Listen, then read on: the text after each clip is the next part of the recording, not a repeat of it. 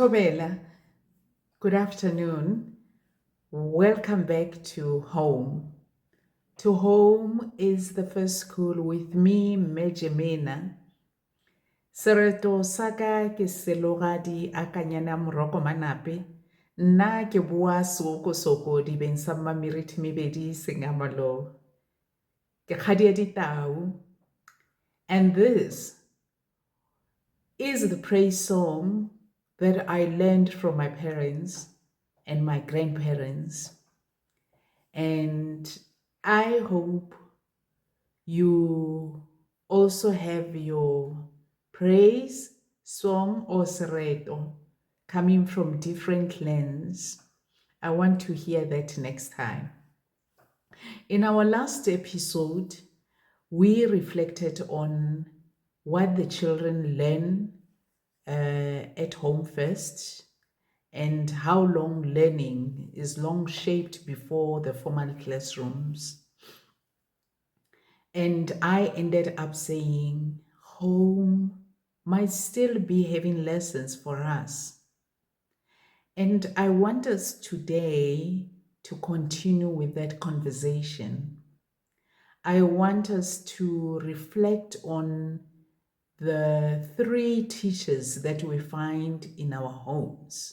And sometimes we overlook at these teachers.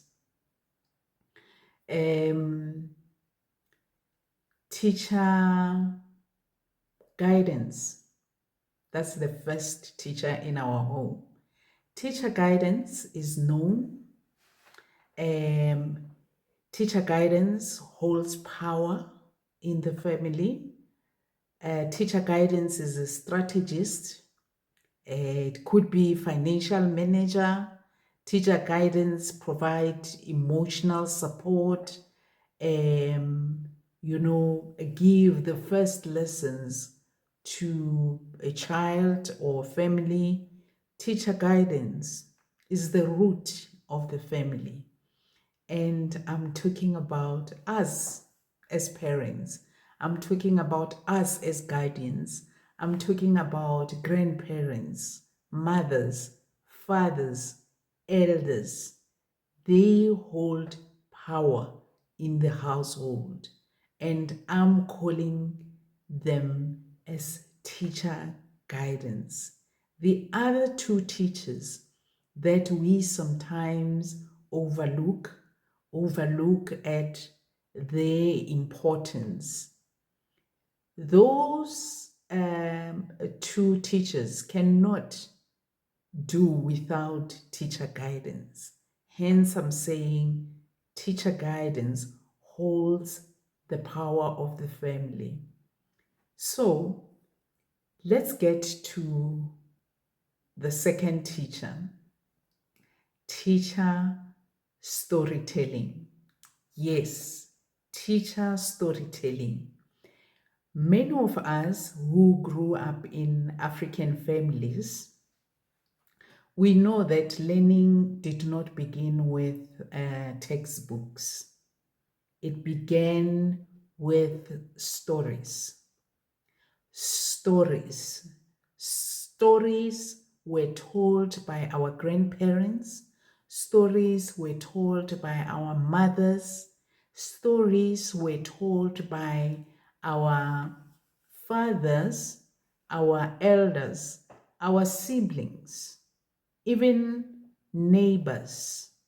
Because some of us, we used to go to visit our friends, and the grandmother to a friend will tell us the story, rotating just like that.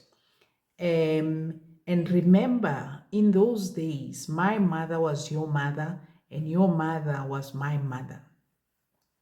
So storytelling was not just for entertainment. It was not just for passing time. Storytelling taught us values. Storytelling taught us kindness, honesty, integrity, love, sharing, And, sometimes consequences, you know, storytelling. I cannot separate storytelling from the African proverbs. They played a very important role in my upbringing. Idioms, together with storytelling, they played a very, very important in my life. And some of the simple lessons that I learned, I carry them into adulthood, and I'm still utilizing those lessons carried from my younger age. um maybe I should ask ourselves a question as parents. What stories are we telling our children today? Or are the screens being slowly replaced by the conversations? um, our screens slowly replaces the conversations that we used to have, in the evening with our grandparents, with our mothers. I mean, those idioms that will sit and bomme ba tla be ba re, tie, tie, tie, tie, tie, and we start gathering. By that time we know that this is the time for storytelling, and we enjoyed those days, and we know they will ask a question, using the proverb, and we have to guess.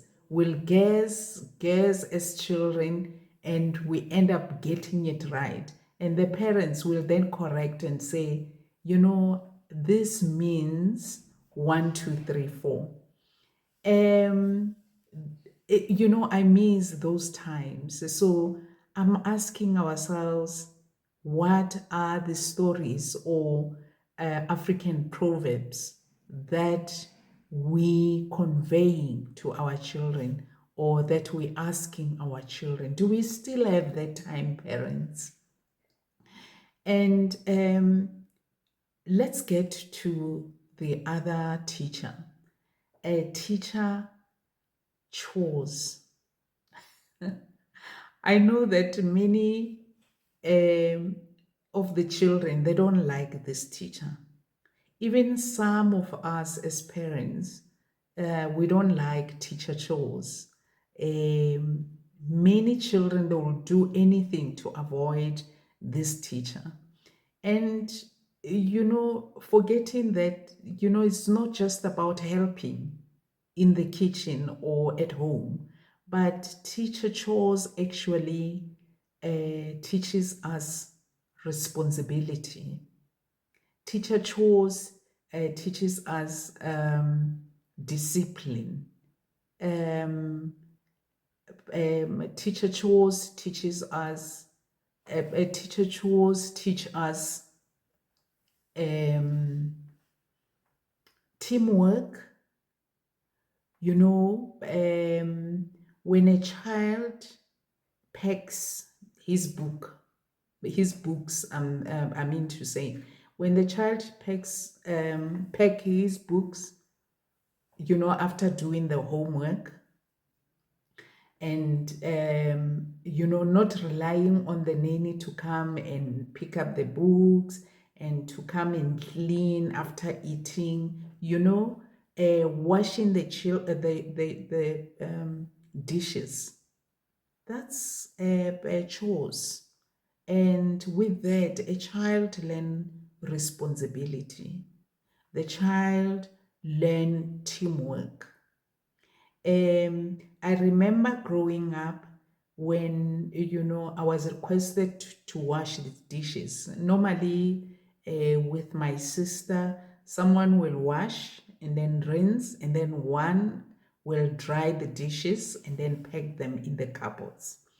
And in that way, the lessons that came out from that activity, it's teamwork, because, we did the work together and we managed to complete the work on time.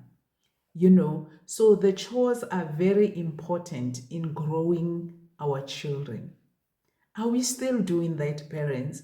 Are we seeing uh, chores as belittling ourselves or our children? Or are we seeing chores as punishment to our children? What happened to that? Do we understand that, by teaching our children the chores, we preparing them for life? So that means chores are very important in growing our children because chores prepares children for life. Um, we preparing them for future because one day these children will be mothers, there will be fathers, and the skills that were taught at home, will definitely be helping them. Imagine if we don't nurture them now, what will happen in future? So, let's carry on, parents, in doing the justice for our children. And remember, the three key pillars of this channel is teacher guidance, is teacher storytelling, is teacher chores. So these three teachers would be the pillars of the channel. Will interchange the discussions around the three pillars. And remember that this channel is about learning from one another. It's about exchanging knowledge, about sharing the challenges that we're going through as parents, but also reflecting as parents because we learn so much as the youngsters. Reflection in a way that we check on our conducts. Are we, still in line with what we were taught, the good things? For instance, being kind to our family, because as we are teacher guidance, we lead by example. So I cannot expect my child to greet me when I'm not greeting my child in my household. I cannot expect a person to greet me at the shops when I'm not greeting the person. Are we, still doing what our parents, expected us to do, the right things? Treating the stranger in a good manner, the way you'd want someone to treat you. Treating your neighbor the way you would want yourself to treat you. So let's grow this channel. Let's learn. Let's share. The channel is not to humiliate any parent. The channel is not about judging or undermining other parents. The channel is not about bringing negative thoughts, but it is about positive thoughts. It is about growing as parents, as guardians, as siblings, as children, because we'll always be the children. We are parents, but we also children to our parents. We are also the grandparents, but we still the children to someone. So every time we'll always reflect on what we learned from our parents and what we learned from our grandparents. So let's grow the children, let's grow the channel, and let's keep on, telling those stories. telling those proverbs, African proverbs, unpacking those African proverbs, because we are proud to be who we are today because of the African proverbs, because of the way, the African way that brought us up. We are proud today because of guidance teachers in our households. So let's keep on doing that. Let's keep on sharing. Let's keep on growing. Because if we grow our families, grow the community, grow the society, grow the nation, we planting the seed for the future, the bright